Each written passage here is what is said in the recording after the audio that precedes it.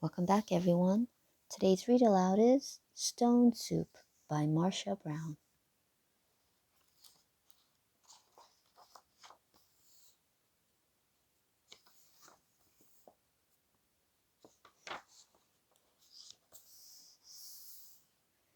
Three soldiers trudged down a road in a strange country.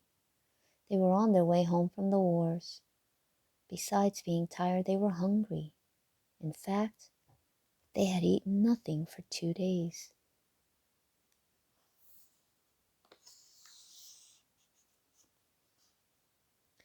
"How I would like a good dinner tonight," said the first. "And a bed to sleep in," said the second. "But all that is impossible," said the third. "We must march on." On they marched. Suddenly, ahead of them, they saw the lights of a village. "Maybe we'll find a bite to eat there," said the first. "And a loft to sleep in," said the second. "No harm in asking," said the third. Now the peasants of that place feared strangers. When they heard that three soldiers were coming down the road, they talked among themselves.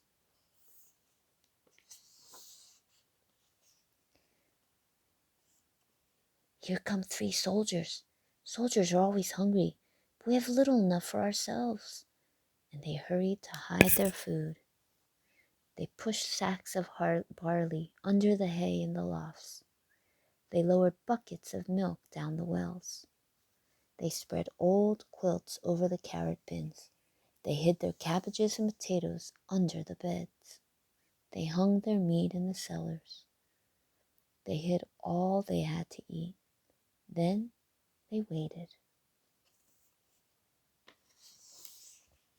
The soldiers stopped first at the house of Paul and Francois. "Good evening to you," they said. "Could you spare a bit of food for 3 hungry soldiers?" "We have had no food for ourselves for 3 days," said Paul. Francois made a sad face. "It has been a poor harvest." The 3 soldiers went on to the house of Albert and Louise. "Could you spare a bit of food, and have you some corner where we could sleep for the night?" "Oh no," said Albert. "We gave all we could spare to soldiers who came before you." "Our beds are full," said Louise.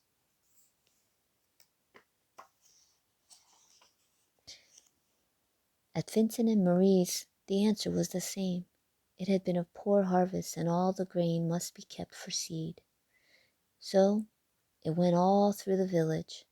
Not a peasant had any food to give. They all had good reasons.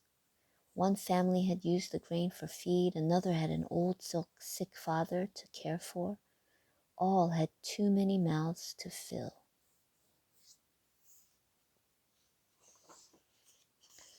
The villagers stood in the street and sighed. They looked as hungry as they could. The 3 soldiers talked together.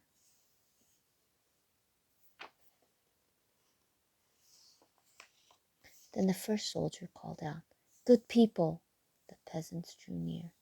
"We are 3 hungry soldiers in a strange land. We have asked you for food, and you have no food. Well then, we'll have to make stone soup." The peasants stared. Stone soup? That would be something to know about. "First, we'll need a large iron pot," the soldiers said. The peasants brought the largest pot they could find. How else to cook enough? "That's none too large," said the soldiers, "but it will do. And now water to fill it, and a fire to heat it."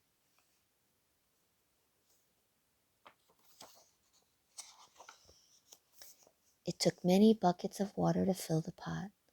A fire was built on the village square, and the pot was set to boil.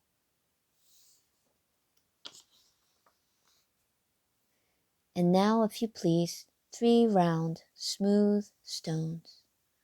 Those were easy enough to find. The peasants' eyes grew round as they watched the soldiers drop the stones into the pot. "Any soup needs salt and pepper," said the soldiers as they began to stir. Children ran to fetch salt and pepper. Stones like these generally make good soup, but oh, if there were carrots, it would be much better.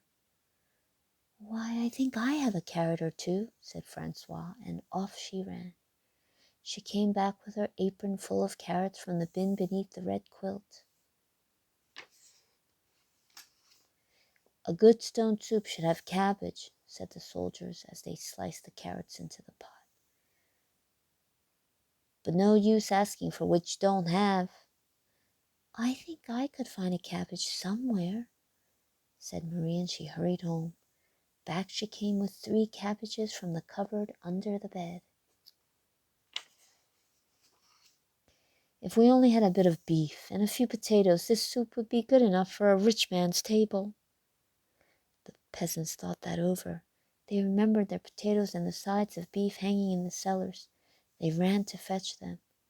A rich man's soup, and all from a few stones. It seemed like magic.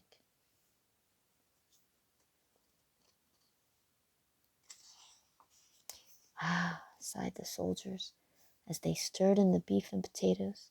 If we only had a little barley and a cup of milk, this soup would be fit for the king himself. Indeed, he asked for just such a soup when last he dined with us. The peasants looked at each other. The soldiers had entertained the king well. But no use asking for what you don't have, the soldier sighed. The peasants brought their barley from the lofts. They brought their milk from the wells.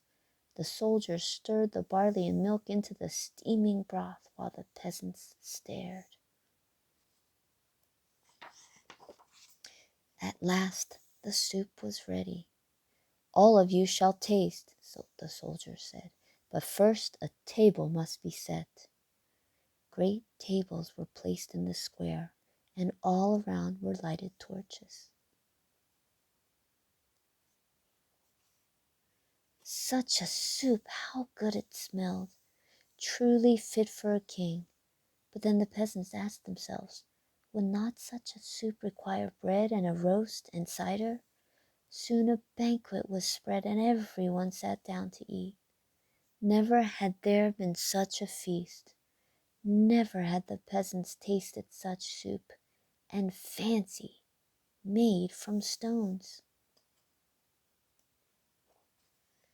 They ate and drank and ate and drank, and after that they danced.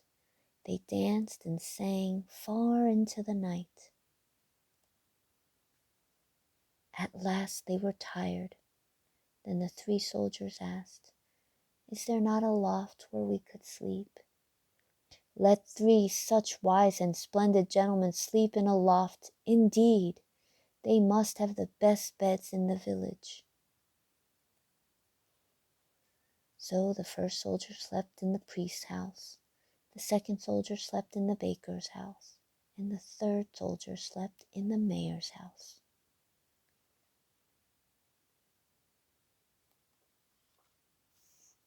In the morning, the whole village gathered in the square to give them a send-off. Many thanks for what you have taught us, the peasants said to the soldiers. We shall never go hungry, now that we know how to make soup from stones. Oh, it's all in knowing how, said the soldiers, and off they went down the road. The end. We hope you enjoyed today's read aloud of Stone Soup by Marcia Brown. Until next time, see you real soon. Bye.